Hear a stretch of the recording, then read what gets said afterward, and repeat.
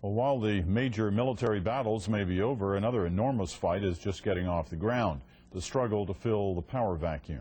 Today in the Iraqi capital, a first step toward restoring law and order. The CBC's Don Murray reports. Once, many in Baghdad detested these men. Today, Iraqi police returned to patrolling the streets in uniform, and many people were relieved.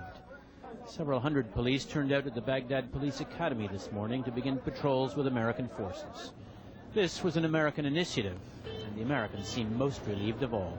Obviously, we want it to be joint rather than all of us, because there's a great fear on the with the Iraqi people that we are here as an occupying force, and that's not the case at all.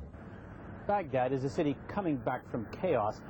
Despite their military muscle, the Americans are still playing a relatively passive role in restoring order.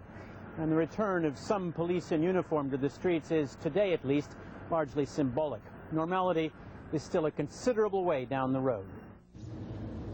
Baghdad remains a city where lawlessness and looting go largely unpunished.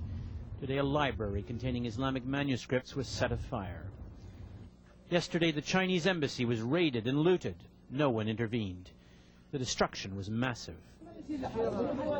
Amidst the destruction, there are attempts at re-establishing a semblance of order. Here, a community set up a depot for the return of looted goods. But such initiatives are still the exception.